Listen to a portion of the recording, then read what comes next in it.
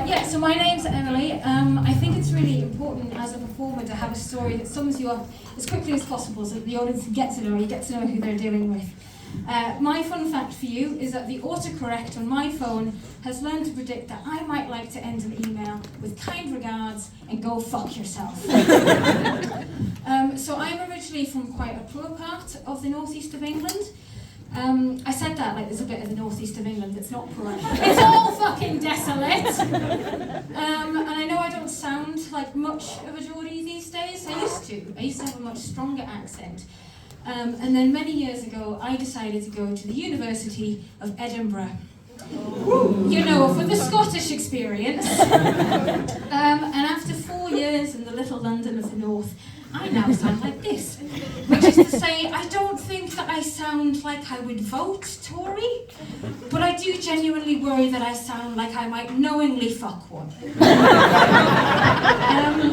But I'm very excited because in November I will finally have lived in Scotland longer than I ever lived in England for.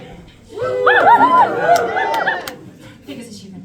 No, I'm going to have a big party. I'm calling it my Equiscots.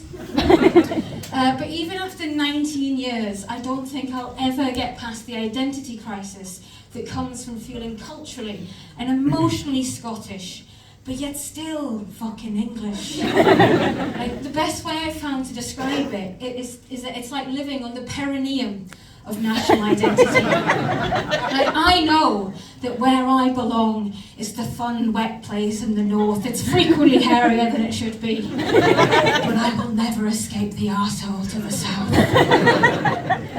There's someone here looking very confused. It's the pit in the middle. But I'm here in Glasgow for work. I'm a lecturer in psychology. And for the most part, I love my job.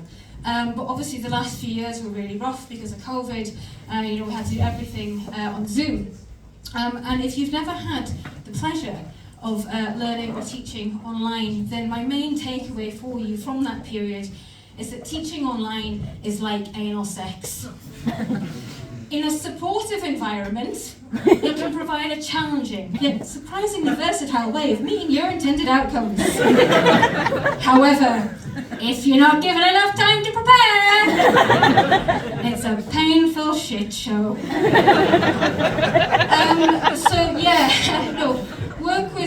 Work was gash, honestly. And I started thinking about if it was time for a career change, and I was thinking about, what did I want to be when I was younger? Kind of the ambitions you have before your dreams are crushed by the reality of your own ability and work ethic. And the thing I kept coming back to was that I was obsessed with the idea of being an astronaut. Now, it might surprise you to learn that Newcastle, like Glasgow, does not have its own space program. Now, I know what you're thinking.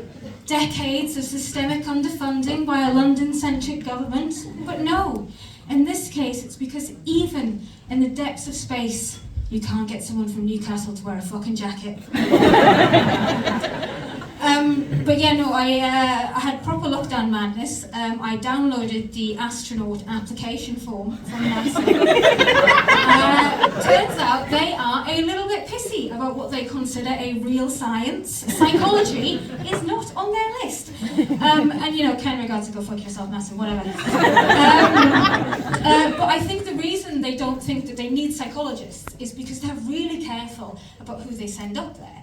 So it turns out that the perfect astronaut personality profile they're looking for is someone who is high in openness to experience, conscientiousness, agreeableness, and emotional stability.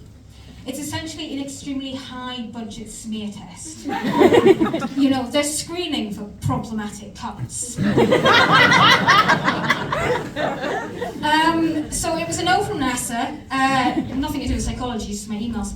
And back to teaching. And of course, the thing that everybody is really worried about at the moment is artificial intelligence and ChatGPT. What's the point of a teacher? What's the point of a student when everybody has a sentient calculator in their pocket? And I've been asked quite a lot what I think about this, and honestly, I am just not worried. For me, there is nothing that is worth saving that is at risk. because as every woman with a spare pack of batteries next to her bed will tell you, if you can be replaced by a robot, you should.